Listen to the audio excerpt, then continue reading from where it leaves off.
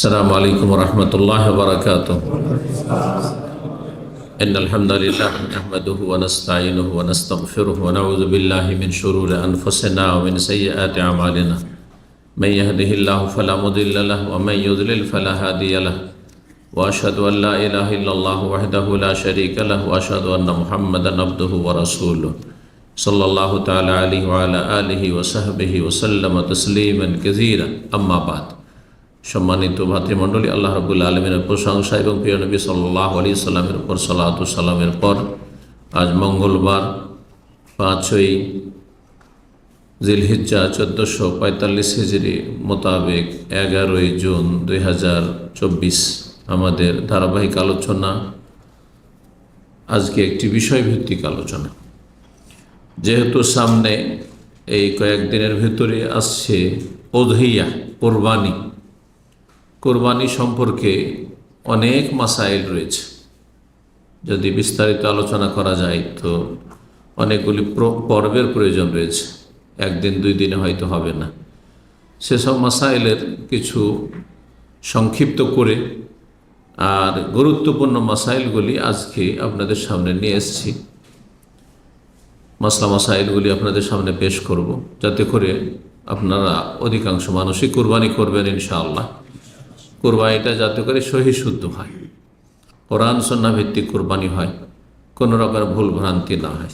যে কোনো এবাদত বন্দেগি করার আগে সে সম্পর্কে জ্ঞান অর্জন করা ফরজ। এই বিষয়টি সব ক্ষেত্রে মনে রাখতে হবে। নামাজ পড়ার আগে নামাজ শিক্ষা ফরজ, রোজা রাখার আগে রোজা শিক্ষা ফরজ, জাকাত দেওয়ার আগে জাকাত শিক্ষা ফরজ, কোরবানি করার আগে কোরবানি শিক্ষা ফরজ। এই কথাটি অনেকের মনে থাকে না। কোরবানি করে দিল, হয়ে গেল, একরকম হইলেই হইল, মাসলা মাসাইল জানুক আর না জানুক। এই জন্য অনেকেরই কোরবানি কবুল হয় না বা আংশিক হয়। আল্লাহ রাব্বুল আলামিন আমাদেরকে কোরআন সুন্নাহ ভিত্তিক এলম, জ্ঞানের ভিত্তিতে আমল করার তৌফিক দান করে। আগে এলেম, তারপরে আমল, তারপরে দাওয়াত, এই তিনটি স্তর। তো কোরবানিকে আরবিতে, যেটা বাড়ির কোরবানি আমরা সারা পৃথিবীতে মুসলিমরা করে থাকি, ঈদুল আজহার 10, 11, 12, 13 এই 4 দিন, সঠিক মত হচ্ছে 4 দিন। এটাও আর একটি মশলা এখানে আলোচনায় চলে আসলো। তো আর হানাফি মযহাব বলছে 3 দিন শুধু, 12 তারিখ পর্যন্ত। তাদের কাছে 13 তারিখে কোরবানি জায়েজ নেই। তো নবী সাল্লাল্লাহু আলাইহি ওয়াসাল্লাম হাদিস রয়েছে আইয়ামে তাশরিক, জবাইয়ের দিন সবগুলি। আইয়ামে তাশরিক হচ্ছে 13 তারিখ পর্যন্ত। সুতরাং 4 দিন, অন্য নাইমাই কেরামদের মতে 4 দিন কোরবানি। এই কোরবানিকে আরবি ভাষায় উযহিয়া বলা হয়। কি বলা হয়? উযহিয়া। আর এখান থেকে এই ঈদকে, এই উপলক্ষে যে ঈদ করা হয়, একে ঈদুল আজহা বলা হয়।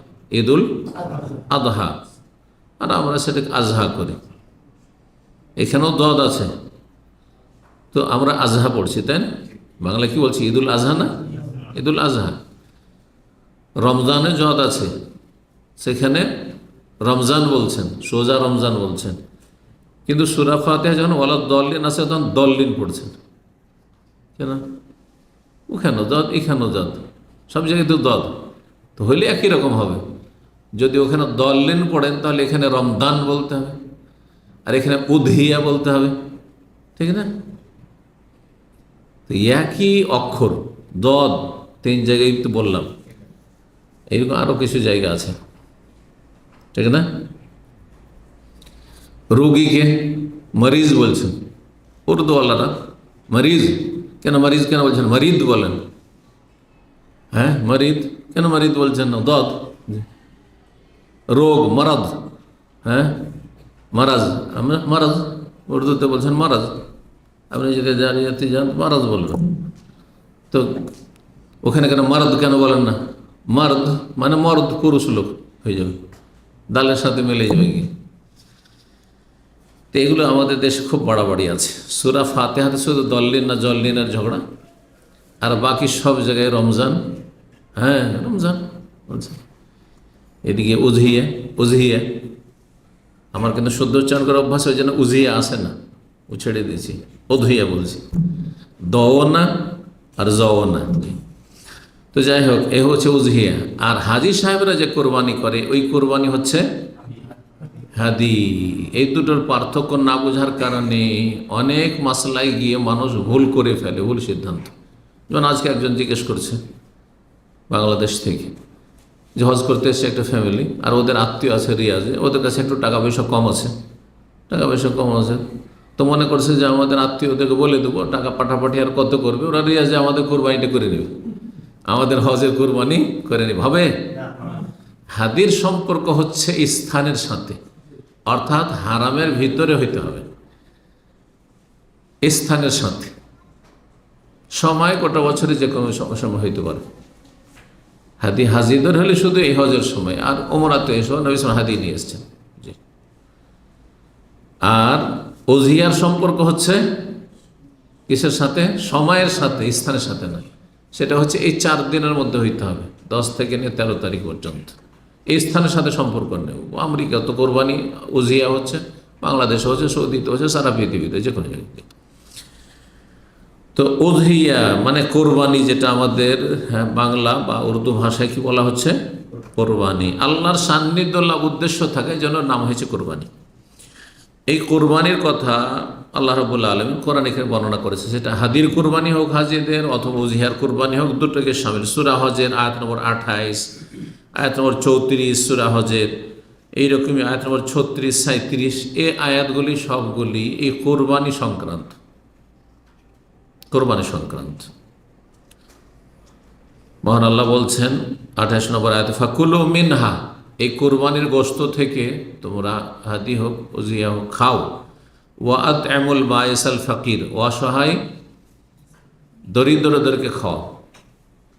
যারা অসহায় দরিদ্র গরিব মানুষ তাদেরকে খাও। তাই নিজে খেতে বলেছেন আর অভাবীদের খাইতে বলেছেন। রব্বুল আলামিন সূরা হজ আয়াত 34 বলছে, ওয়ালিকুল্লি উম্মাতিন জাআলনা মানসাক, প্রত্যেক জাতির জন্য আমি মানসাক মানে কোরবানির বিধান দিয়েছি। নসক কোরবানির বিধান প্রত্যেক জাতিতে, প্রত্যেক উম্মতকে দিয়েছি। যেমন সিয়াম আগের উম্মতের উপর ফরজ ছিল, ওই রকম কোরবানির বিধান আগের উম্মতের উপর ছিল। লিয়াযকুরু ইসমাল্লাহ, যাতে করে আল্লাহর নাম তারা স্মরণ করতে পারে, আল্লাহর জিকির করতে পারে। আল্লাহর নাম জিকির আল্লাহর ইবাদত, বিসমিল্লাহ বলে জবাই করা। আলা মা রাযাকাহুম, যা তাদেরকে আমি দান করেছি, মিন বাহিমাতিল আনাম, গবাদি পশু থেকে। এই জন্য কোরবানি একটি মাসলা হচ্ছে, কোরবানি হবে গবাদি পশু থেকে, গৃহপালিত পশু। আর সেগুলি হচ্ছে শুধুমাত্র কি? শুধুমাত্র উট আর গরু আর তারপরে হচ্ছে গানাম। ওর মধ্যে যতগুলি ক্যাটাগরি আছে, গরু যত রকমের হোক না কেন। আর গরুর একটা ধরন মহিষ, সুতরাং মহিষের কোরবানি যায়, যদিও মাসলাতে কেউ কেউ ইখতিলাফ করেছে, কেউ যেন মহিষ চলবে না, কিন্তু মহিষও এক ধরনের গরু। বিশেষ করে যেসব দেশে গরু নিষিদ্ধ, যেমন ভারতে অনেক স্টেটে, শুধু ইউপি না, অনেকগুলি স্টেটে প্রদেশে ভারতে নিষেধ আছে। 28টা স্টেটের মধ্যে অধিকাংশগুলিতে নিষিদ্ধ আছে। তো পশ্চিমবঙ্গে আলহামদুলিল্লাহ এখনও বৈধতা আছে। কলকাতা গেলে আপনি মুসলিম হোটেলগুলিতে গরুর গোশত দিয়ে ভাত খেতে পাবেন, কিন্তু এটা আপনার অবগতি যেন অনেকে জান, যেহেতু কলকাতা, তাই না? অনেকে জানা নেই। ভারতের অন্য কোনো শহরে আপনি হোটেলে গরুর গোশত পাবেন না, কোনো শহরে পাবেন না। আমার জানা মতো দক্ষিণ ভারতে এক একটা শহর থাকতে পারে শুনেছি, কিন্তু কলকাতায় আছে। কলকাতা ছাড়া পশ্চিমবঙ্গের কোনো শহরে পাবেন না, কোনো জায়গায় পাবেন না গরুর গোশত দিয়ে। সে কেউ গোপনে খাচ্ছে, সেটা তো ওটা তো আর বৈধতা নেই, কিন্তু এটা ইংরেজ আমল থেকে আইন করা আছে যে মুসলিম হোটেলে তারা গরু রাখতে পারবে। এই জন্য যেসব মুসলিম হোটেলগুলি কলকাতাতে আছে আর গরুর গোশত পাবেন না, ওতে লেখা আছে, স্টিকার লাগানো আছে, নো বিফ। একসময় আমরা গেছি যৌবনকালে কলকাতা, তো নো বিফ, গরুর গোশত খেতে যাবো, তো দেখছি নো বিফ লেখা আছে, গরুর গোশত নেই, চলো অন্য হোটেল যাই। তো যাই হোক, প্রত্যেক উম্মতকে আল্লাহ কি দিয়েছেন? কোরবানির বিধান দিয়েছেন। আর এই কোরবানি হবে গবাদি পশু থেকে, বাহিমাতুল আনাম, উট, যে কোনো রকমের উট হোক না কেন, উট হরি হল, আর নর মাদি যাই হোক, গরু যে কোনো গরু, পশ্চিমা গরু, পূর্বের গরু, অস্ট্রেলিয়ান গরু, যে কোনো গরু হোক না কেন। গানামের মধ্যে সামিল হচ্ছে দুম্বা দুম্বি, ভেড়া ভেড়ি, মেষ যেগুলো, আর বকরা বকরি সব সামিল। জি, এতে সবচাইতে উত্তম কুরবানি উট। এই জন্য আল্লাহ বিশেষ করে উটের কথা অলবুদ না যে আল্লাহ আলাকুমিন শাইরিল্লাহ, আল্লাহ নিদর্শন বলে আল্লাহ রাব্বুল আলামিন বর্ণনা করেছেন। জি, এই আয়াতের শেষে বলছেন, আয়াত নম্বর 36 সূরা হজের, ফাকুলু মিনহা, তোমরা নিজেরাও খাও। তার উত্তম হচ্ছে কোরবানি করে নিজে কিছুটা খাওয়া। ওয়া আত'আমুল কানি ওয়াল মুতার, আর যারা নিজেই পরিতুষ্ট, মানে যা আছে তাতেই চলবে, কারো কাছে চাইবে না, চক্ষুর লজ্জায়, কানে ওয়াল মুতার, আর যার তার কাছে চেয়ে বেড়ায়, অর্থাৎ ভিক্ষুক, অভাবের কারণে ভিক্ষা করে, তাদেরকে খাও, বা চাই যে কোরবানির গোস্ত দিয়ে আমাদের কোরবানি হয়নি, আর কেউ চাইবও না, সবাইকে খাওয়া। অর্থাৎ আপনার আশেপাশের লোক, গ্রামের যারা অভাবী, চাক আর নাই চাক, আপনার খোঁজ রাখতে হবে যে কার কার কোরবানি হয়নি, তাদেরকে খাওয়া আল্লাহ বলেছেন। এখান থেকে নেওয়া যেতে পারে যারা সচ্ছল মানুষ, কিন্তু আত্মীয় স্বজন, হ্যাঁ, গ্রামবাসী, তাদেরকে খাওয়াইতে পারেন। অনেকেই প্রশ্ন করেন যে যাদের কোরবানি হয়েছে তাদেরকে কোরবানি গোস্ত দিতে পারবো কিনা, দিতে পারেন, সমস্যা নেই। এটা হাদিয়া হিসাবে, উপঢৌকন। তাহা দাও তাহাব্বু, নবী সাল্লাল্লাহু আলাইহি ওয়াসাল্লাম বলেছেন যে তোমরা একে অপরকে গিফট দাও, উপহার দাও, উপঢৌকন দাও, এতে কি হবে, পরস্পর ভালোবাসা বৃদ্ধি পাবে। জি, ভালোবাসা বৃদ্ধি পাবে। তারপরে অনেক সময় আপনার গরু হয়েছে, আরেকজনের খাসি হয়েছে, যার খাসি হয়েছে তাকে গরু দিলেন, হ্যাঁ, আর যার গরু হয়েছে সে খাসিওয়ালা খাসি গরু দিলেন, ইত্যাদি। এভাবে কোরবানিতে এখলাস আবশ্যক, আল্লাহ সন্তুষ্টির জন্য হইতে হবে। অধিকাংশ লোক গোস্ত খাওয়ার জন্য গোটা বছর, হ্যাঁ, ছেলেমেয়েরা ভালো গোস্ত খেতে পায়নি, এখানে কোরবানির সময় একটু গরু না করলে হয়, বা এখান থেকে গোস্ত না হইলে হয়, বাড়িতে খাসি না হইলে হয়। যারা খাসি পছন্দ করে খাসি, আর যারা গরু পছন্দ করে গরু। গোটা বছর তো খেতে পেলই না বাচ্চারা, গরিব মহলে এরকম একটা ধারণা আছে। তো আসলে মূল উদ্দেশ্য হচ্ছে গোস্ত খাওয়া।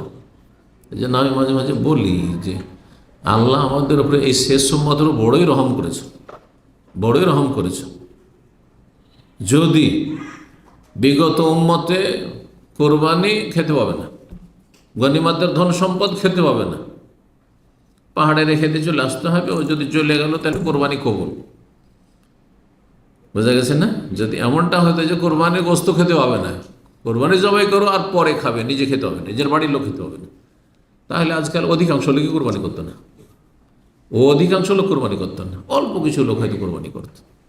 কোরবানি আল্লাহর জন্য হইতে হবে। লা ইয়ানাল আল্লাহ লুহুমুহা ওয়ালা দিমাউহা, আল্লাহর কাছে কোরবানির গোস্ত পৌঁছে না, আর রক্ত পৌঁছে না। ওয়ালাকিন ইয়ানালুহুত তাকওয়া মিনহু, তোমাদের আল্লাহ ভীরুতা, কতটা আল্লাহর ভয় আছে। আল্লাহর কাছে কিছু পাওয়ার জন্য করছি, আল্লাহ সন্তুষ্টি হাসিলের জন্য, জান্নাত পাওয়ার জন্য করছি জবাই। যদিও আপনার অভাব থেকে প্রয়োজন থেকে খান, কিন্তু খাওয়াটা যেন লক্ষ্য উদ্দেশ্য না হয়,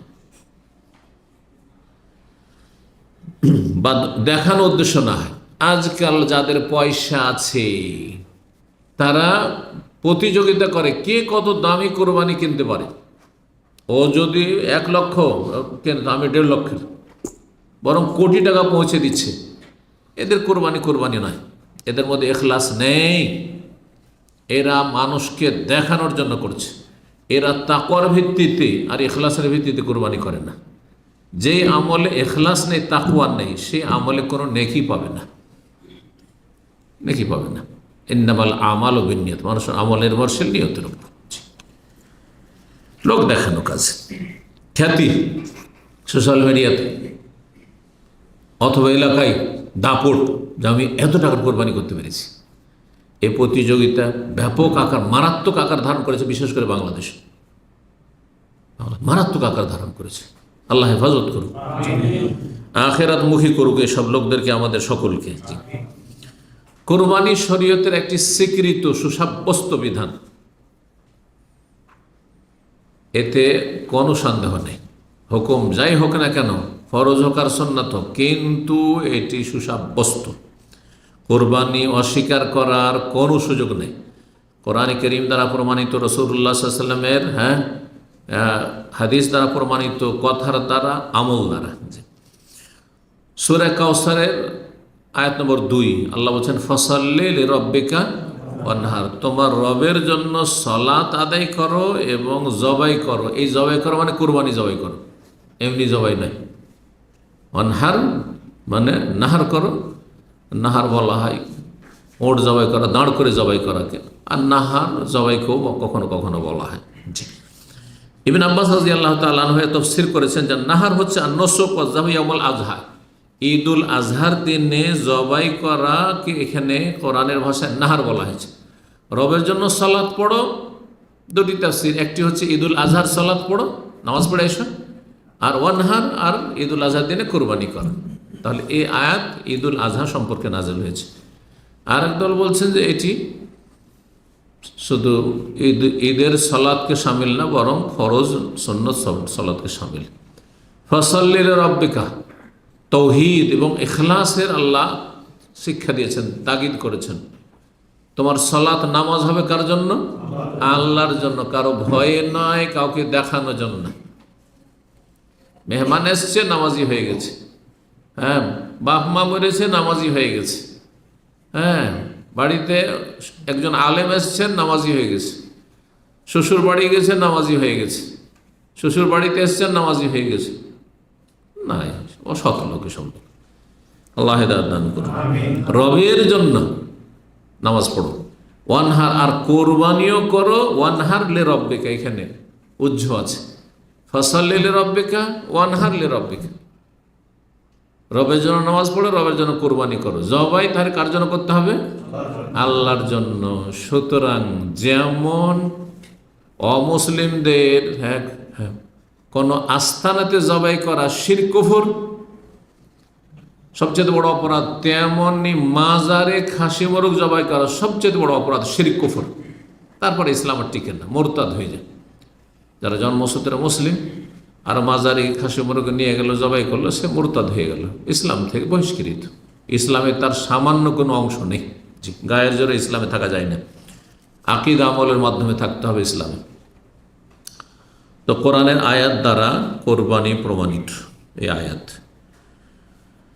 নবী সাল্লাল্লাহু আলাইহি ওয়াসাল্লামের হাদিস রয়েছে অনেক কোরবানি সম্পর্কে। তার মধ্যে আনাস রাদিয়াল্লাহু তাআলা আনহুর হাদিস সহিহ বুখারী মুসলিমে রয়েছে, দাহান নবী বিকাবশাইন আমলাহাইন, নবী সাল্লাল্লাহু আলাইহি ওয়াসাল্লাম দুটি দুম্বা কোরবানি করেছেন। দাহা মানে উযহিয়া করেছেন, কোরবানি করেছেন, বাড়ির কোরবানি। রং ছিল আমলাহাইন, সাদা কালো, সাদা কালো, আর কেউ বলেছেন ধূসর রং, ছায়ের রং, দুটোই তো ব্যাখ্যা করা হয়েছে, কিন্তু প্রসিদ্ধ এটি সাদা কালো রং। ফরাআইতু ওয়াদিআন কদমাহু আলা সাফাহিমা ইউসাম্মি বিসমিল্লাহ বলে ওয়া ইউকাব্বিরু আল্লাহু আকবার বলে জবাই, বিসমিল্লাহ আল্লাহু আকবার, আর নিজ হাতে জবাই করেছেন। নিজ হাতে জবাই করা তাহলে সুন্নাত, নবী সাল্লাল্লাহু আলাইহি ওয়াসাল্লাম জবাই করেছেন। নিজের কোরবানি নিজে জবাই করার চেষ্টা করবে। জি, যদি না পরে অপরা হয় তখন কাউকে দেবে, দায়িত্ব দেবে। কিন্তু গ্রামের সব কোরবানি ওই মোল্লা করবে, ইমাম করবে, এটা বেদাতীদের আচরণ। আর এটা হচ্ছে অনুকরণ, ওই ব্রাহ্মণদের অনুকরণ, হিন্দুদের অনুকরণ, যে মন্দিরে ধর্মকর্ম করতে হলে ব্রাহ্মণ ধরতে হবে। আমরা শূদ্ররা, মানে যারা শূদ্র বা ক্ষত্রিয়, বৈষ্ণব, আরও 3টা জাতি, 4টি কাস্ট আছে না এতে হিন্দুদের মধ্যে, বলছে আমাদের অধিকার নাই যে মন্দিরে গিয়ে পূজা দেবো। কী করতে হবে? ব্রাহ্মণের মাধ্যমে পুজো পাঠ পৌঁছাইতে হবে। জি, মন্দিরে। এই ধারণা থেকে মনে হয় এইরকমই ধর্মকর্ম আমাদের দেশে। সুফিজমের তো মিল আছে না, পীর মুরিদের যে ধর্ম, আর আপনার হিন্দুইজমেও মিল আছে। জি, যেমন সুফিজমের মিল আছে শিয়া রাফিজিদের আকীদা আমলের সাথে, খুব সিমিলারিটি আছে, খুব মিল আছে। আল্লাহ হেফাজত করুন। এখন আমরা মাসলায় আলোচনা আসবো, যদিও কয়েকটি মাসলা আলোচনা করেছি, কিন্তু আমার পয়েন্টে মাত্র দ্বিতীয় পয়েন্টে আসলাম একটা পয়েন্ট আলোচনা করে। কোরবানি শরীয়তে সর্বস্বীকৃত সাব্যস্ত। আর 2 নম্বর, কোরবানির বিধান কি, ফরজ, ওয়াজিব না সুন্নাত? হ্যাঁ, কে বলবে? ওয়াজিব। হ্যাঁ, সুন্নাতে মুআক্কাদা। মাশাআল্লাহ। একজন আবু হানিফা আর একজন হচ্ছে শাফি মালিক আহমদের। তো দুটো মত রয়েছে। অধিকাংশ ওলামারা বলছেন যে আন্নাহা সুন্নাতুল মুআক্কাদা, সুন্নত কিন্তু মুআক্কাদা। নবী সাল্লাল্লাহু আলাইহি ওয়াসাল্লাম 10 বছর থেকেছেন মদিনায়, প্রতি বছর বাড়ির কোরবানি করেছেন। আকামা রাসূলুল্লাহ বিল মাদিনাতি 10 সিনিন ইউযাহি, প্রতি বছর কোরবানি করেছেন। যে সামর্থ্যবান সে কোরবানি করে, সুন্নাতে মুআক্কাদা। আর একটি হাদিস নবী সাল্লাল্লাহু আলাইহি ওয়াসাল্লাম বলছেন, ইজা দাখালাতিল আশর, যখন জিলহজ মাসের 10 দিন শুরু হবে, ওয়া আরাদা আহাদুকুম আন ইউযাহিয়া, তোমাদের কেউ কোরবানি করতে ইচ্ছুক, তাহলে বোঝাল ইচ্ছুক হলে, ওয়াজিব ফরজ নাই। ওয়াজিব ফরজ হলে ইচ্ছুক বলার অধিকার নেই, বলা যাবে? কেউ যদি তোমাদের নামাজ পড়তে ইচ্ছুক হয়, বলা যাবে নাকি? নামাজ ফরজ পড়তেই হবে, ঠিক না? তো নবী সাল্লাল্লাহু আলাইহি ওয়াসাল্লাম বলছেন, যখন জিলহজ মাসের 10 দিন শুরু হবে আর কেউ যদি কোরবানি করতে ইচ্ছুক হয়, মনস্থ করে, ফালাইয়ামাস্তামিন শারি বাসারি বাসারি হিসায়ান, তাহলে নিজের পশম, চুল এবং চামড়া এসব থেকে কোনো কিছু স্পর্শ করবে না, কাটবে না। অন্য রিওয়ায়াত হচ্ছে আজফারি, নখ কাটবে না, মানে অপ্রয়োজনীয় যেগুলো শরীর সেগুলো কাটবে না। যেটা প্রয়োজনীয় রাখা জরুরি সেটা কাটা কোনো সময় জায়েজ নয়, হারাম। যেমন দাড়ি। সহিহ মুসলিম 5232 নম্বর হাদিস।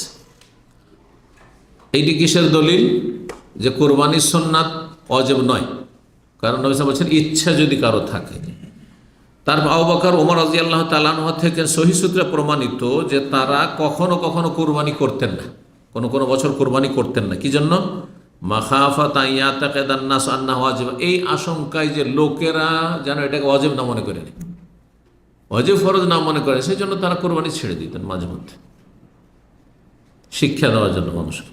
কারণ একটা কাজ যদি নিয়মিত আদায় করেন তো মানুষ মনে করবে যে এটা ফরজ, এটা ফরজ। দ্বিতীয় মত হচ্ছে ইমাম আবু হানিফা এবং ইমাম আউজাঈর, তারা বলছেন যে সামর্থ্যবান ব্যক্তির জন্য কোরবানি ওয়াজিব, আন্নাহা ওয়াজিবাতুন আলাল কাদিরি, যে আর্থিক দিক থেকে সামর্থ্যবান, যে কোরবানি করা, খেয়ে দিয়ে সংসার চালিয়ে কোরবানি করার পয়সা আছে এই মাসে, তাহলে তার জন্য কোরবানি করা ওয়াজিব। এই মতটি সালাফি ওলামাদের মধ্যে সৌদি আরবের বিখ্যাত, বরং বিশ্বের যে 3 জন অন্যতম আলেম তার একজন, ইমাম মুহাম্মদ বিন সালেহ উসাইমিন রাহিমাহুল্লাহ, এটিকে প্রাধান্য দিয়েছেন। বলেছেন যে কোরবানি করা ওয়াজিব, কোরবানি করা ওয়াজিব তিনি বলছেন, কিন্তু শাইখ বিন বাজ, আলবানী তারা ওয়াজিব বলেন। তাহলে মাসলা ইখতিলাফ রয়েছে।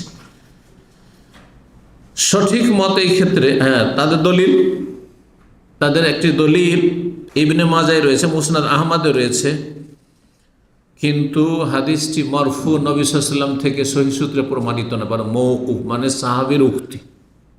যদি নবী সাল্লাল্লাহু আলাইহি ওয়াসাল্লাম থেকে সহিহ সূত্রে প্রমাণিত হইতো তাহলে তো শক্ত দলিল কোরবানি ওয়াজিব হওয়ার। কি হাদিসে আছে, মান ওয়াজাদা সাআতান, কেউ যদি সচ্ছলতা অনুভব করে, আর্থিক দিক থেকে সচ্ছল, পয়সা আছে কোরবানি করার, কিসের জন্য? লাই ইউযাহি, কোরবানি করার জন্য। ফালাম ইউযাহি, কিন্তু সে কোরবানি, অথচ কোরবানি করলো না, কোরবানি করতে পারবে তারপর কোরবানি করলো না। ফালা ইয়াকরবান্না মুসাল্লানা, তাহলে আমাদের ঈদগাহের কাছে যেন না আসে, আমাদের ঈদগাহের কাছে ঈদ পড়তে না আসে, তার মানে কোরবানি করা ওয়াজিব তাহলে। কিন্তু হাদিসটা যেমনটা বললাম যে হাদিস নবী সাল্লাল্লাহু আলাইহি ওয়াসাল্লাম থেকে প্রমাণিত নয়, বরং এটি সাহাবীর উক্তি। এই জন্য এই মতের দলিল তাহলে অত শক্তিশালী নয়। তারপরে ওলামারা বলছেন যে সঠিক মত হচ্ছে সুন্নাতে মুআক্কাদা, কারণ যারা ওয়াজিব বলেছে হয় দলিলগুলি জয়ীফ, আর না হলে নবী সাল্লাল্লাহু আলাইহি ওয়াসাল্লাম করেছেন, এইটা দিয়ে ওয়াজিব করা যায় না, ওয়াজিব সাব্যস্ত করা যায় না। জি, তবে যেই ব্যক্তি সামর্থ্যবান করতে পারবে তার জন্য এর গুরুত্বপূর্ণ একটি সুন্নত ছাড়া উচিত নয়, উচিত নয়। এতে অনেক নেকি, এক তো আল্লাহর ইবাদতবন্দি হইল, রক্ত প্রবাহিত করার মাধ্যমে, পশু জবাই করার মাধ্যমে, আল্লাহর জিকির, আল্লাহর নাম উচ্চারণ করা হলো, এটি আল্লাহর ইবাদত। তারপরে ছেলে মেয়েদেরকে নিয়ে একটু আনন্দ ফুর্তি করে খাওয়া হলো, এটাও মানুষকে খুশি করা, নিজের পরিবার, স্ত্রী, ছেলে মেয়েকে খুশি করে, এটাও নেকির কাজ। তারপরে এই ওসিলাতে গ্রামের অভাবী বা আত্মীয় স্বজন তাদেরকে গোস্ত খাওয়ানো হলো, এর মাধ্যমে মানুষের সাথে সম্প্রীতি, ভালোবাসা বাড়লো। তো বহুমুখী উপকারিতা রয়েছে কোরবানিতে, রয়েছে, যেসব হিকমতগুলি বর্ণনা করা হয়েছে। কোরবানি প্রতিটি পরিবারের জন্য শরীয়ত সম্মত। প্রতিটি পরিবারের পক্ষ থেকে কমপক্ষে একটি করে কোরবানি হবে, একটি করে কোরবানি সুন্নাতে মুআক্কাদা, আর যারা বলেছেন ওয়াজিব তো ওয়াজিব। হাদিস এই মর্মে, যদিও হাদিসটি দুর্বল কিন্তু প্রসিদ্ধ হাদিস, ইন্না আলা আহলে কুল্লে বাইতিন, ইন্না আলা আহলে কুল্লে বাইতিন ফি কুল্লে আমিন উদহিয়া। শোনো, প্রত্যেক পরিবারের পক্ষ থেকে প্রতি বছর একটি করে কোরবানি রয়েছে। প্রত্যেক পরিবারের পক্ষ থেকে, তাহলে একটি কোরবানি একটি পরিবারের পক্ষ থেকে যথেষ্ট। এই নয় যে একটা খাসি দিবেন, বলছে এটা এবছর আমার দিলাম, আর গত বছর দিয়েছি আমার স্ত্রীর পক্ষ থেকে, এবার আমার বড় ছেলের পক্ষ থেকে, তো আমার মেজো ছেলের ওই মেয়ের পক্ষ থেকে। এটা হানাফিরা করে কিন্তু না। একটি পশু একজন এবং তার পরিবারের সদস্য বলাও মেয়ে, ওলামারা বলছে 100 জনও যদি থাকে, ধরেন একজনের 4টা স্ত্রী আর ছেলে মেয়ে সব নিয়ে, এমনকি বৃদ্ধ বাবা মা যাদের আয় উপার্জন নেই, তার একসাথে খাওয়া দাওয়া করে 100 জনও যদি হয়, তো একটি পশু যথেষ্ট, একটি কোরবানি যথেষ্ট। সর্বনিম্ন তার সুন্নাতে মুআক্কাদা আদায় হয়ে গেছে। অতিরিক্ত যদি করে নফল, 2টা 4টা 5টা যদি করে সেটা নফল কাজ, মুস্তাহাব।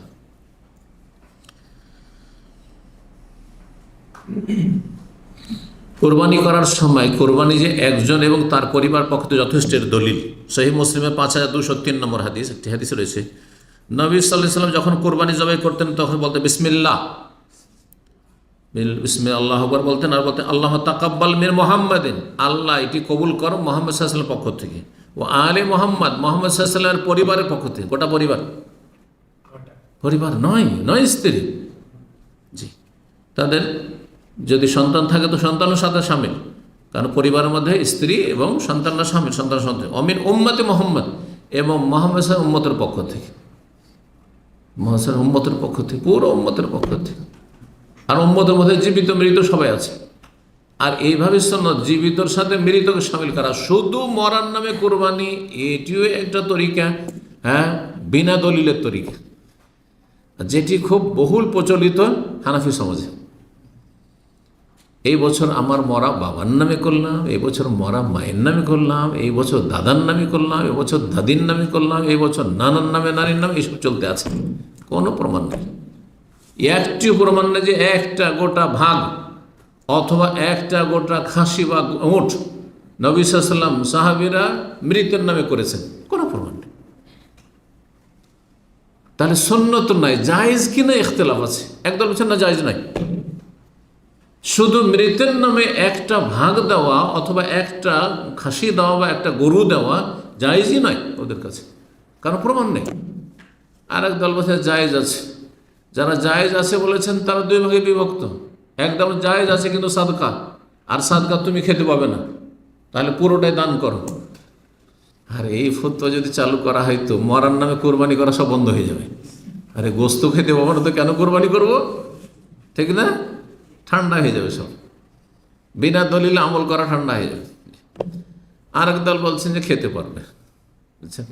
সবাইগুলো এই ফতোয়া তাদের, কিন্তু দলিল যেমন বলে যে নবী সাল্লাল্লাহু আলাইহি ওয়াসাল্লাম সাহাবা কেরাম থেকে শুধু মৃত ব্যক্তির নামে একটা ভাগ অথবা পশু আলাদা করে কোরবানি করে, এইটা অমুক মৃত আত্মীয়র নামে, এটা প্রমাণিত নয়, কোনো প্রমাণ নেই। দলিলে কি আছে? জীবিতর নামে তার সাথে মৃতকে শামিল করুন। আপনি আপনার স্ত্রী, ছেলে মেয়ে আর তার সাথে আল্লাহ আমার বাবা মা মারা গেছে, দাদা দিদি মারা গেছে, নানা নানি মারা গেছে, সবকে শামিল করলাম। আমার ভাই বোনেরা কেউ মারা গেছে, তাদেরকেও শামিল করলাম। সবকে শামিল করে, সমস্যা নেই। অমিন উম্মতে মোহাম্মদ, মোহাম্মদ সাল্লাল্লাহু আলাইহি ওয়াসাল্লাম উম্মত, কত উম্মত, যার মধ্যে কত কি কোরবানি করেছে, করেনি, মারা গেছে, অনেকে মারা গেছে, অনেকে জীবিত, সবার পক্ষ থেকে। তাহলে জীবিত মৃত সবার পক্ষ থেকে নবী সাল্লাল্লাহু আলাইহি ওয়াসাল্লাম কি করেছেন? একটি কোরবানি জবাই করেছেন। জি, এভাবে জায়েজ, এটাই সুন্নাত সম্মত।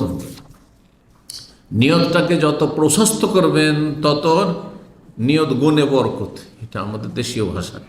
নিয়ত গুণে, যেমন নিয়ত তেমন বরকত। আমি একাই নেকি নেব না, সবাইকে নেকিতে শামিল করবো, এই একটা কোরবানি করে, এটি সুন্নতি তরিকা। 4 নম্বর কোরবানির হেকমত। হেকমত মানে রহস্য, তত্ত্ব, গরজ কি, লাভ কি, অনেক হিকমত রয়েছে। তার দু একটি দিকে ইঙ্গিত করেছি। 1 নম্বর হচ্ছে আত্তাকাররুব ইলাল্লাহ তাআলা, কোরবানির মাধ্যমে আল্লাহ নৈকট্য অর্জন করা, সান্নিধ্য লাভ করা, আল্লাহর কাছাকাছি হওয়া। যত ইবাদত বন্দেগী করবেন বহুমুখী, তত বেশি আল্লাহর কাছাকাছি হবেন। 2 নম্বর হচ্ছে আল্লাহর গোলামির জন্য প্রশিক্ষণ নেওয়া। আল্লাহর উবুদিয়ত, গোলামি আমরা প্রতিটি ক্ষেত্রে করার চেষ্টা করব। দৈহিক ইবাদতের মাধ্যমে, তারপরে বাচনিক ইবাদতের মাধ্যমে, অন্তরের ইবাদতের মাধ্যমে, আর্থিক ইবাদতের মাধ্যমে, আল্লাহর নাম উচ্চারণ করার মাধ্যমে, হ্যাঁ, পশু জবাই করার মাধ্যমে, যেমন সাদকা, আর্থিক ইবাদত তো সাদকাও, কিন্তু সেখানে রক্ত প্রবাহিত করা হয়নি, তাই না? কিন্তু এইখানে কোরবানির পশুর রক্ত আল্লাহর সন্তুষ্টির জন্য প্রবাহিত করে আর আল্লাহর নাম উচ্চারণ করে আল্লাহর সান্নিধ্য লাভ করা। তো বহুমুখী ইবাদতের মাধ্যমে কি করা? আল্লাহর গোলামের জন্য তরবিয়ত নেওয়া। সূরা আন-নামের আয়াত নম্বর 162 রয়েছে, কুল হে নবী তুমি বলো, হে মুসলিম বলো, ইন্না সালাতি ওয়া নুসুকি ওয়া মাহইয়ায়া ওয়া মামাতি লিল্লাহি রাব্বিল আলামিন, নিশ্চয়ই আমার সালাত, আমার কোরবানি, আমার জীবন, আমার মরণ সব কার জন্য? আল্লাহর জন্য, সব কিছু আল্লাহর জন্য। সুতরাং আমি আমার এই যে পশু জবাই করব, এটা আল্লাহর জন্য। পশু জবাই করে আল্লাহর সান্নিধ্য লাভ করছি। 3য় হেকমত হচ্ছে আল্লাহর একত্বের ঘোষণা, তৌহিদের ঘোষণা এবং আল্লাহর নাম উচ্চারণ করা জবাইয়ের সময়। কার নাম উচ্চারণ করছেন? আল্লাহর। আর কার নাম উচ্চারণ করছেন না? কাফের গায়রুল্লাহ নাম উচ্চারণ করছে, কেউ খাজার নাম উচ্চারণ করছে, কেউ গৌসে আজমের নাম উচ্চারণ করছে, বড় পীরের নাম উচ্চারণ করছে, কেউ উচ্চারণ করছে আপনার দেবদেবীর নাম, আর আপনি উচ্চারণ বিসমিল্লাহ আল্লাহু আকবার, আল্লাহর নামে শুরু করছি। আল্লাহ সবচেয়ে বড়, আল্লাহ সবচেয়ে বড়।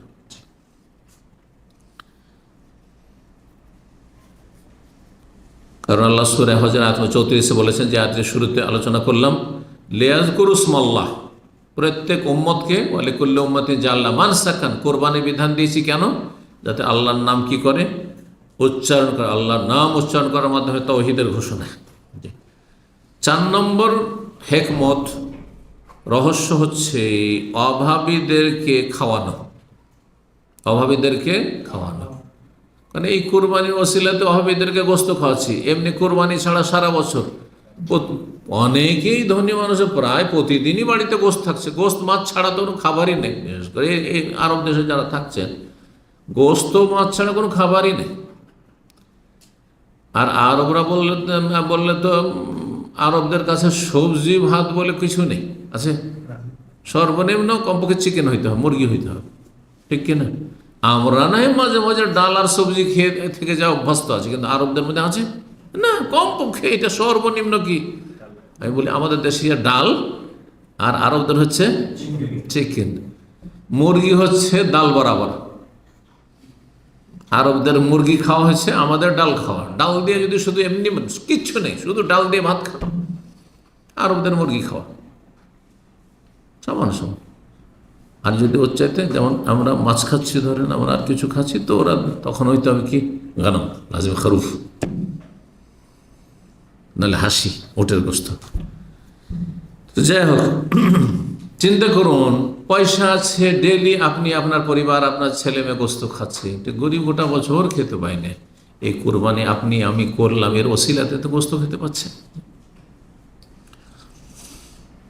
আল্লাহ খাওয়াইতে বলেছেন। 5 নম্বর উপকারিতা বা হেকমত হচ্ছে যে নিজেও একটু ভালো খান মাঝে মধ্যে।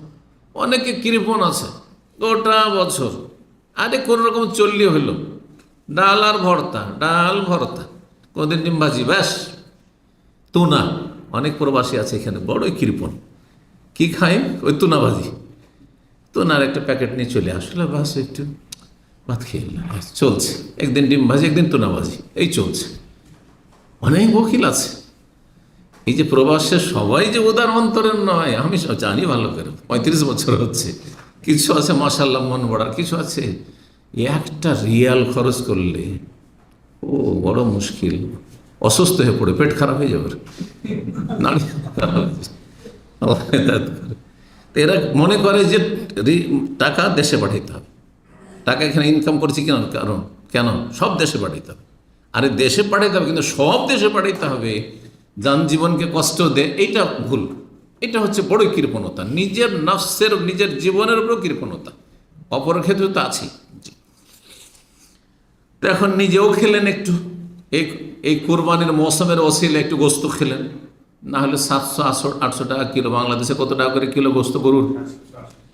700-800, আর 700-800 করে গোস্ত কিনে খাবে না কৃপণ লোক, পয়সা থাকলেও খাবে না,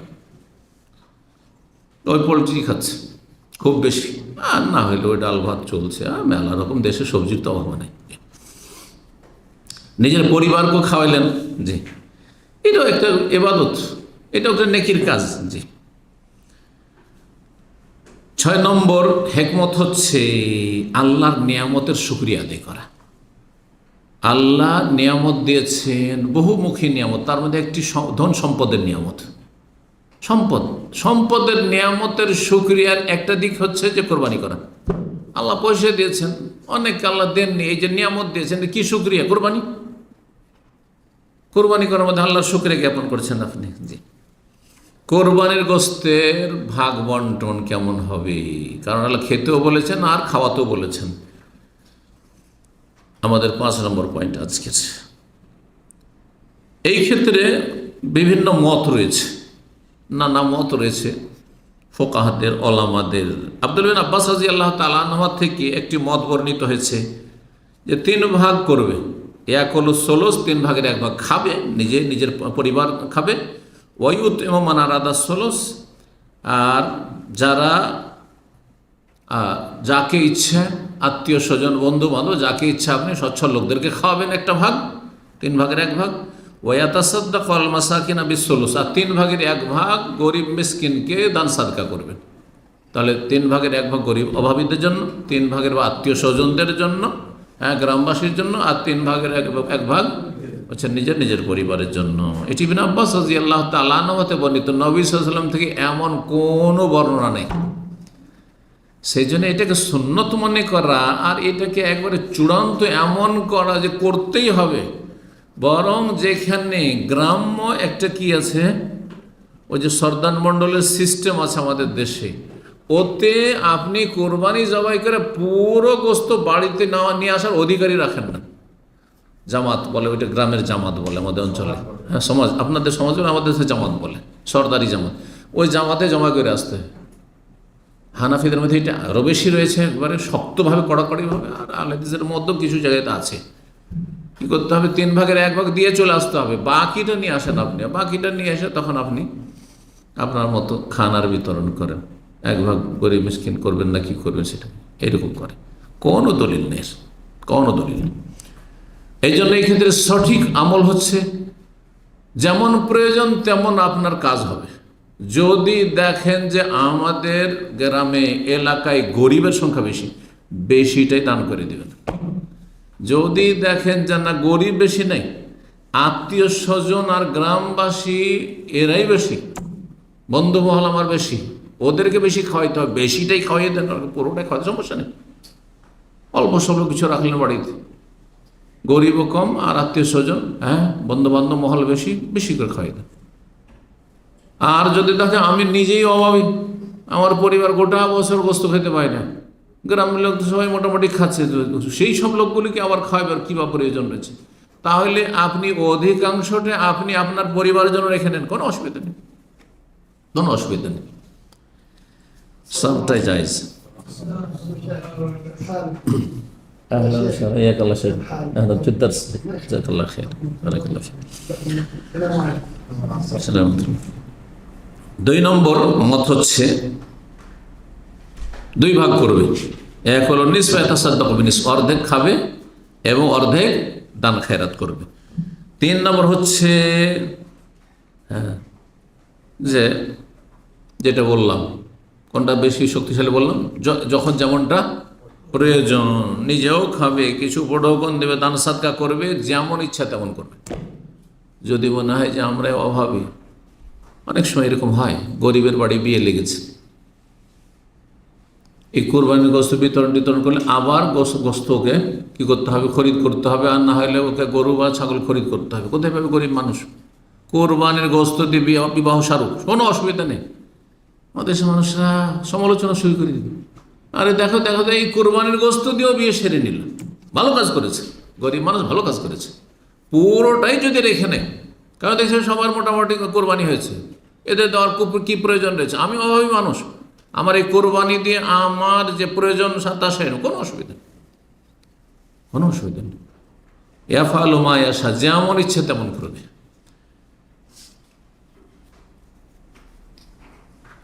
কোরবানি আপনি একটা খরিদ করে নিয়েছেন, অথবা আপনি পুষেছেন বাড়িতে, মানে নির্ধারিত করে দিয়েছেন, আর তারপরে সেটা যদি অক্ষম হয়ে যায়, পা ভেঙে গেল অথবা চোখ কানা হয়ে গেল, এমন কিছু হয়ে গেল, তাহলে কোরবানি করতে পারবেন কিনা? এই দোষগুলি দেখে কোরবানি কিনতে পারবেন না। কানা অথবা ল্যাংড়া খোঁড়া, বোঝা গেছে, কোরবানি কিনতে পারবেন না দেখে শুনে। কিন্তু কোরবানি কেনার পরে যদি এই রকমের দোষ যুক্ত হয়ে যায়, তাহলে ওলামারা বলেছেন যে কোরবানি করবেন, কারণ আপনি যখন কোরবানি কিনেছেন তখন সেটা ছিল সুস্থ ছিল আর দোষমুক্ত ছিল, আর সেটা আল্লাহর জন্য আপনি ছেড়ে দিয়েছেন, অফ করে দিয়েছেন, আল্লাহর জন্য নির্ধারিত হয়ে গেছে। যখন নির্ধারিত হয়ে গেছে ওই অবস্থাতে কোরবানি করবেন, আর আপনার ওজর আল্লাহর কাছে গ্রহণযোগ্য, জি, কোনো অসুবিধা নেই। কোরবানি পরিবর্তন করতে হবে না, যে পাটা ভেঙে গেল বা চোখটা কানা হয়ে গেল তো এই কোরবানিটাকে বিক্রি করি বা রেখে দিদি আর একটা কিনি, কোনো প্রয়োজন নেই, জি, সেটি কোরবানি করতে পারবেন। 7 নম্বর মাসলা কোরবানির ক্ষেত্রে, কোরবানি ধারে কিনতে পারবেন কিনা। গ্রামের এক লোক কোরবানি পশু বিক্রি করছে,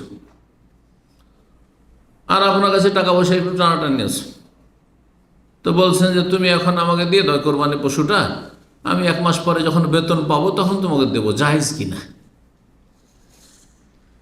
ওলামারা বলছেন যে জায়েজ রয়েছে। ইয়াজুজ সেরা রুজিয়াতে দাইনান লিমান কাদার আলাস সাদাদ, কিন্তু শর্ত হচ্ছে যে টাকা পরিশোধ করার আপনার মধ্যে যোগ্যতা আছে, আপনি নিশ্চিত যে মাসের শেষে বেতন পাবো, অথবা আমার ব্যবসা বাণিজ্য চলছে সেখান থেকে চলে আসবে পয়সা, অথবা বিকল্প ব্যবস্থা আছে সেখান থেকে আমি সেটা সময় মতো আদায় করে দিতে পারবো। ধারে কোরবানি কেনা জায়েজ রয়েছে, কিন্তু এর সাথে আর একটি মাসলা লাগিয়েই নি, সেটা হচ্ছে ধার করে কোরবানি বা ঋণ আছে অলরেডি আপনার ওপর, ঋণের বোঝা আছে, অন্য লোক টাকা পাবে আপনার কাছে, অন্য লোক আপনার কাছে টাকা পাবে, ঋণই আপনি। এখন আপনি এই অবস্থায় কোরবানি করছেন, কোরবানি করবেন না ঋণ পরিশোধ করবেন? ওলামারা বলছে ঋণ পরিশোধ করবেন, ঋণ পরিশোধ করবেন। বলছে ওয়াইদা তাজাহামাদ দায়নু মাল উযহিয়া, এদিকে আমার কোরবানির সময় চলে এসছে আর এদিকে ঋণ পরিশোধ করার সময়ও চলে এসছে। এই নয় যে যার কাছে ঋণ নিয়েছেন তাকে বলা আছে যে আরও 5 মাস 6 মাস বা 3 মাস বাকি আছে, এমনটা নয়। ঠিক এই জিলহজ মাসে টাকা দিয়ে দেওয়ার কথা, আপনার ঋণ পরিশোধ করার কথা, আর এই সময় আপনার ওপর কোরবানিও চলে আসছে। কোনটা করবেন আপনি, কোনটা করবেন? বলছেন কদ্দেমা সাদাদহু, আগে ঋণ পরিশোধকে প্রাধান্য দিতে হবে। কেন? লিয়ান্নাহু আবরা আলি জাম্বা লিলি জিম্মা, লিয়ান্নাহু আবরা আলি জিম্বা, কারণ এতে আপনার কাঁধ থেকে বোঝা নামবে। আপনার কাঁধের ওপর ফরজ বোঝা হচ্ছে কিসের? কোরবানি না ঋণের? ঋণ, সেটা আগে নেমে যাবে। সেই জন্য দুটো যদি একই সাথে চলে আসে, কোরবানির মৌসুমও চলে এসছে আর ঋণ পরিশোধ করার সময়ও চলে এসছে, তাহলে আগে প্রাধান্য দিতে হবে কি? ঋণ পরিশোধ। ঋণ পরিশোধ করার পরে যদি কোরবানি করতে পারেন তাহলে ঠিক আছে, আর না হলে করবেন না। অন্যের পক্ষে থেকে কোরবানি করা যায় কিনা?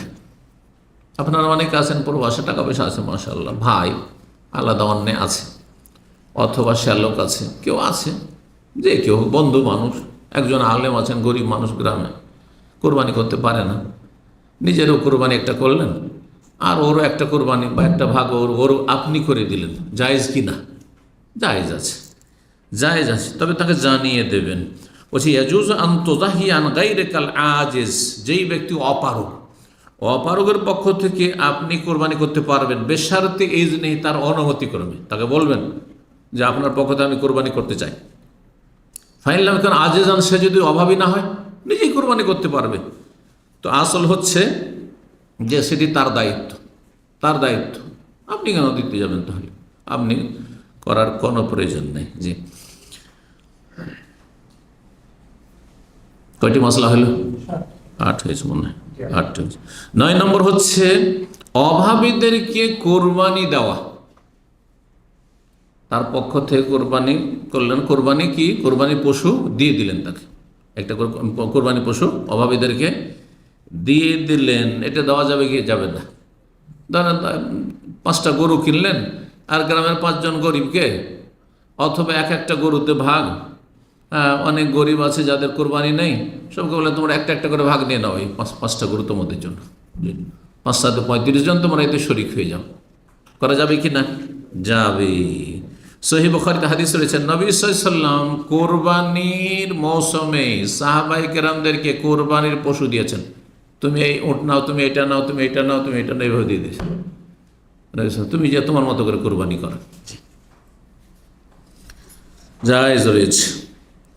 10 নম্বর মাসলা হচ্ছে যেই ব্যক্তি কোরবানি করতে ইচ্ছুক, যিনি অভিভাবক, যিনি মূল ব্যক্তি, তার জন্য জিলহজ মাসের চাঁদ ওঠার পরে সে নর হোক অথবা নারী হোক, পুরুষ হোক অথবা নারী হোক, যার পক্ষ থেকে আসল ব্যক্তি কোরবানি হচ্ছে তার তার সাথে যারা আছে তারা নাই।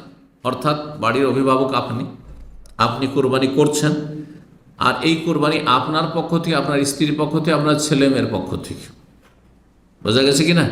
কিন্তু সরাসরি তাদের কোরবানি নাই, তারা আপনার কোরবানিতে সামিল, তাদেরকে সামিল করেছেন। তাহলে এখানে চুল কাটা থেকে, নখ কাটা থেকে, শরীর অপ্রয়োজনীয় পশম ফেলা থেকে বিরত থাকবেন সবাই। না কোন ব্যক্তি? মূল ব্যক্তি, যিনি কোরবানি করতে ইচ্ছুক। এই মর্মে কয়েকটি হাদিস রয়েছে।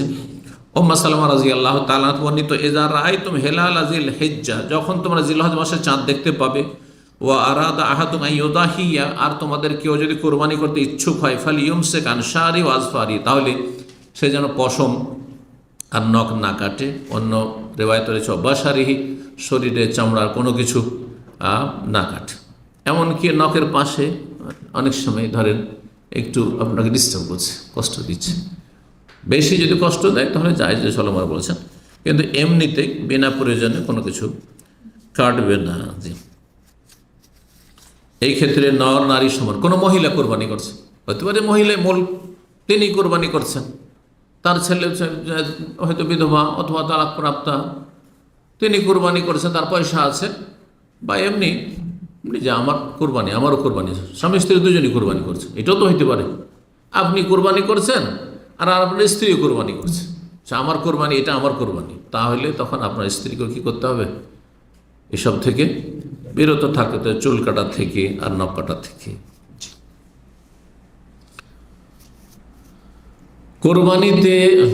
কোরবানির পশুগুলি সম্পর্কে আলোচনা করে দিয়েছি, তাই না? কোরবানির পশু হচ্ছে গবাদি পশু, বাহিমাতুল আনাম, আর গবাদি পশু হচ্ছে আল বাইর মানে উট, আর আল বাকার গরু, আর আল গানম আর ছাগল।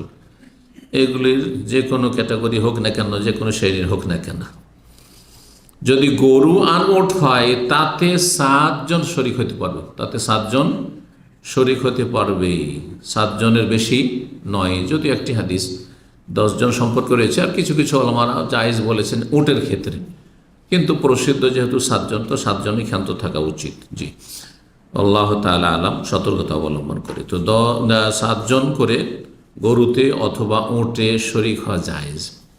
এখানে আরেকটি মাসলা তাহলে আলোচনা করে দিই, যখন শরিক হলেন, ভাগে কোরবানি নিলেন, তো একটা ভাগ একজনের পক্ষ থেকে হবে না একজন এবং তার পরিবারের পক্ষ থেকে হবে? এ বিষয়টি তো বড় ইখতিলাফ রয়েছে। এখানে ইখতিলাফের সুযোগ আছে, দ্বিমত করার সুযোগ আছে, কারণ এটা ইজতিহাদি মাসলা। বুঝছেন না? কিন্তু কোনখানে সুযোগ নেই? বলছে শরিকানা কুরবানি নেই, ভাগই নেই, ভাগটা সফরের মাসলা। হ্যাঁ, এটা একেবারে উম্মতের ফতোয়ার খেলাফ। আর একটু আহলে হাদিসদের ফতোয়া না, আহলেদের মধ্যে দুই একজন ভুল ফতোয়া দিয়েছে, সেই ফতোয়া মোটেই আমলযোগ্য নয়, গ্রহণযোগ্য নয়। কথা বোঝা গেছে? ক্লিয়ার কথাবার্তা। জি, তাহলে শরিকানা কুরবানি উটে আছে আর গরুতে আছে। এখন যখন শরিক হইলেন, তো একটি ভাগ একজন এবং তার পরিবারের পক্ষ থেকে যথেষ্ট কি না? একদল বলছেন যে হ্যাঁ যথেষ্ট, কারণ একটি ভাগ সমান একটি ছাগল, একটি ভাগ সমান একটি ছাগল। আর এই মতটি শক্তিশালী, কারণ নবী সাল্লাল্লাহু আলাইহি ওয়াসাল্লাম জিহাদের ময়দানে যখন গনিমতের সম্পদগুলি পেতেন আর ভাগ করতেন, তখন ছাগল কাউকে কাউকে ছাগল দিতেন একটা করে, আর এক ছাগল, হ্যাঁ এক ছাগল সমান করতেন হ্যাঁ 7 উট। জি, মানে 7 ভাগ উটের, একটা উট আর 7টি ছাগল। তাহলে একজনকে 7টা ছাগল আর আরেকজনকে একটা উট। এর বোঝা গেছে? তার মানে যখন একটি ছাগল একজন এবং তার পরিবারের পক্ষ থেকে যথেষ্ট, এটি সঠিক মত, তাহলে ঠিক ওর সমান হচ্ছে একটা ভাগ যেহেতু, সুতরাং একটি ভাগ একজন এবং তার পরিবার পক্ষ থেকে যথেষ্ট। এই মতটি বিশ্বের সবচেয়ে বড় আলেম এই যুগের বিংশ শতাব্দীর শেখ আবদুল্লাহ ইবনে বাজ রাহিমাহুল্লাহ, তিনি বলছেন যে একটি ভাগ উটের বা গরুর একজন এবং তার পরিবারের সদস্যদের পক্ষ থেকে যথেষ্ট। তার মানে একজন যদি ভাগাও দেয়, সে নিয়ত করতে পারবে ছাগলের মতো যে আল্লাহ এইটি আমার পক্ষ থেকে এবং আমার পরিবার স্ত্রী ছেলেমেয়ের পক্ষ থেকে। পক্ষান্তরে আরেক দল বলছেন যে না, একটি ভাগ একজনের। তাহলে একজন যদি ভাগ দেয়, তাহলে ভাগে সে হয়তো নিজের জন্য করে, নিজের পক্ষ থেকে করবে, আর না হয় নিজের স্ত্রীর পক্ষ থেকে, না হলে আমার অমুক ছেলের পক্ষ থেকে, না হয় অমুক মেয়ের পক্ষ থেকে। জি, তো সহি মত যেটি বললাম যে একজন এবং তার পরিবার পক্ষ থেকে যথেষ্ট। জি,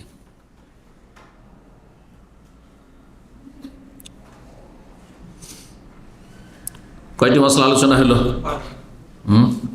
11টি হয়েছে। 11, যে 10, 11। 12 নম্বর মাসলা, কোরবানি জবাই করার সময় বিসমিল্লাহ বলতে হবে এবং আল্লাহু আকবার বলতে হবে। বিসমিল্লাহ, আল্লাহু আকবার। শর্ত হচ্ছে বিসমিল্লাহ বলা। বিসমিল্লাহ না বললে পশু হালাল হবে না, বিসমিল্লাহ বলতেই হবে। আর আল্লাহু আকবার বলা হচ্ছে সুন্নাত মুস্তাহাব, দুটোর হুকুমে একই নয়। জি, আর তারপরে যাদের পক্ষ থেকে কোরবানি হচ্ছে তাদের নাম উল্লেখ করা ওয়াজিব নাই, যদি কেউ করে তো ভালো। হ্যাঁ, যেমন একটি কোরবানির ক্ষেত্রে নবী সাল্লাল্লাহু আলাইহি ওয়াসাল্লাম আল্লাহুম্মা, হে আল্লাহ এটি তাকাব্বাল মিন্নি, আমার পক্ষ থেকে কবুল করো, আর হ্যাঁ মিন আলি মুহাম্মদ তাকাব্বাল মিন মুহাম্মদ ওয়া আলি মুহাম্মদ ওয়া মিন উম্মতে মুহাম্মদ।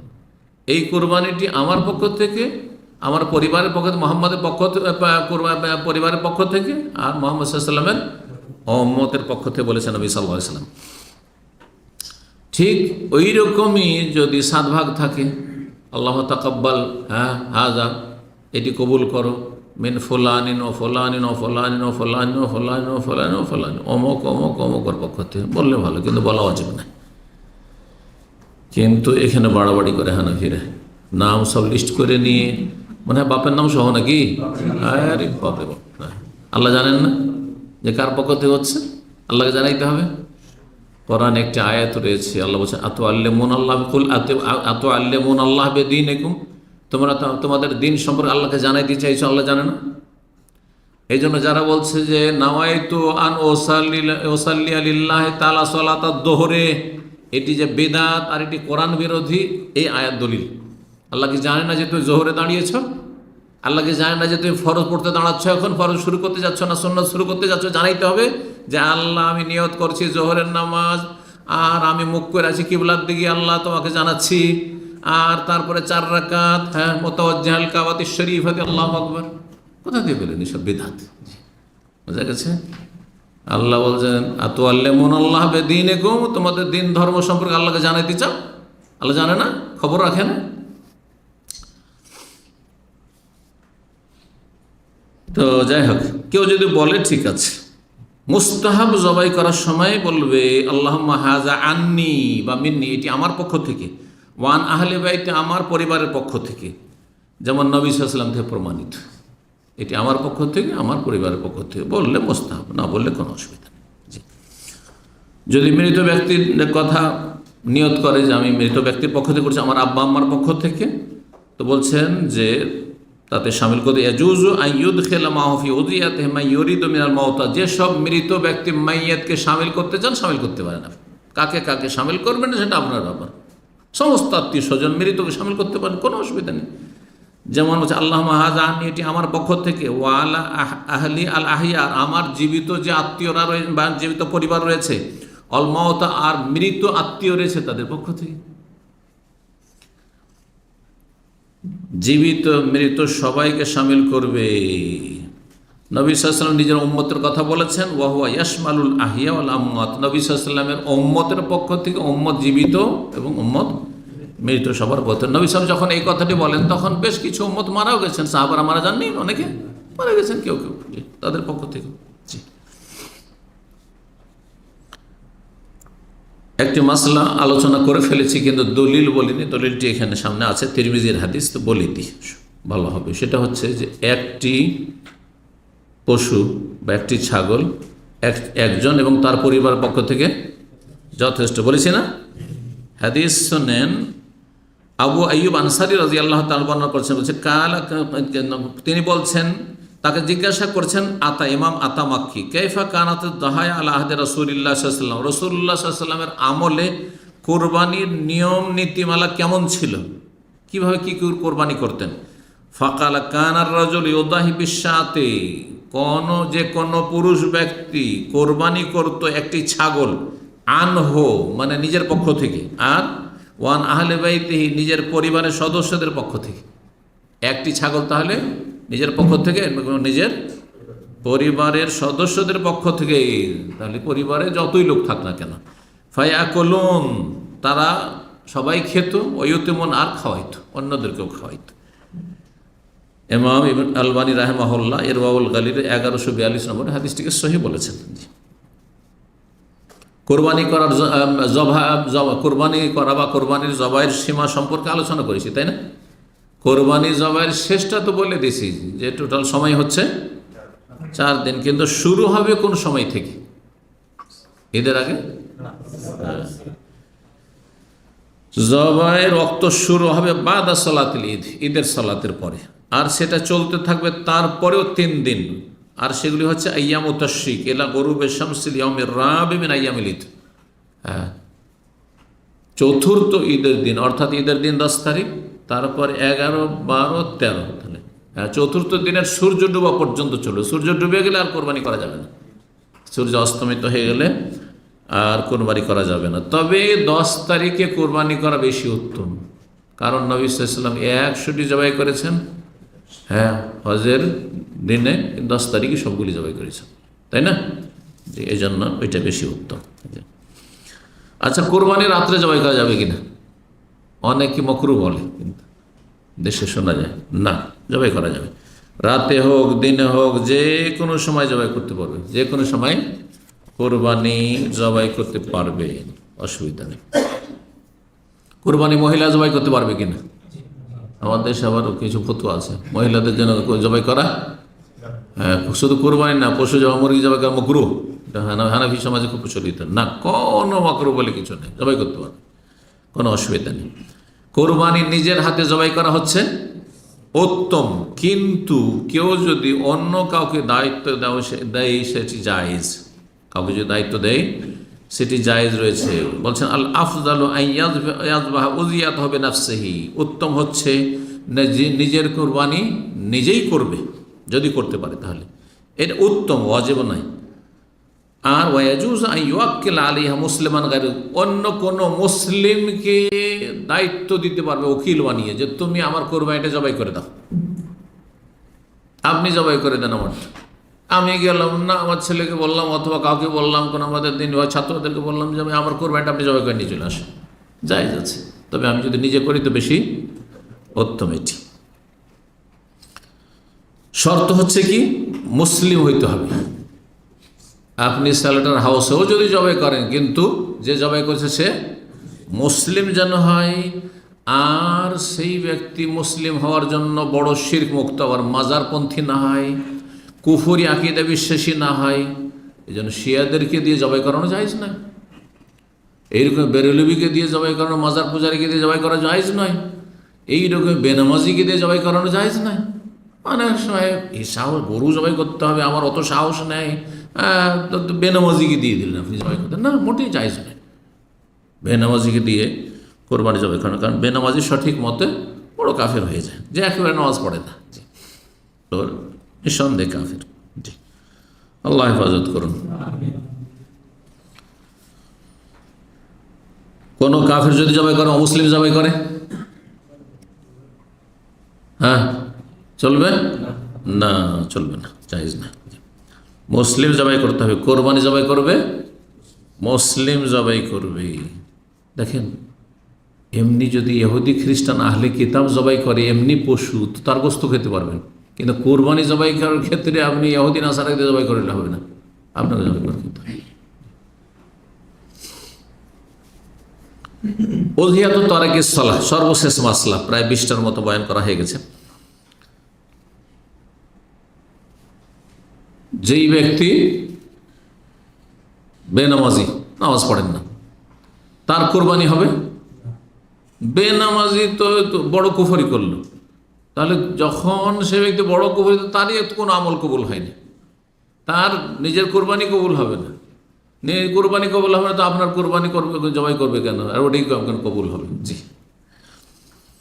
তো বলছে তারিকুস সালাত লা তাহিল্লু যাবিয়াতু ওয়ালা তুকাল, যে ব্যক্তি সালাত ত্যাগকারী নাম বেনামাজি, তার জবাই করা খাওয়া হালাল নয়। কেন? সঠিক মত হচ্ছে যে তারিকুস সালাত হচ্ছে কাফের, অস্বীকার করলে সবার কাছে কাফের। আর যদি অবহেলা করে, আর এক ওয়াক্ত পড়ে না, বা একাদ ওয়াক্ত কখনো পড়ছে, তাহলে কাফের। অধিকাংশ সময় পড়ছে, মাঝে মধ্যে গাফিলতি হয়তো, সেই ক্ষেত্রে বড় দ্বিমত রয়েছে।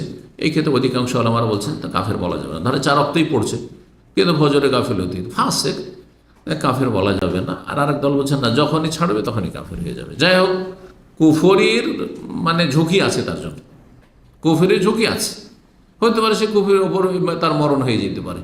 আল্লাহ হেফাজত করুন, 5 ওয়াক্ত সালাতের হেফাজতের তৌফিক দান করুন। জাযাকুমুল্লাহ খাইরান। ওয়া সাল্লাল্লাহু আলা নবিয়িনা মুহাম্মদ ওয়া আলা আলিহি ওয়া সাহবিহি আজমাইন।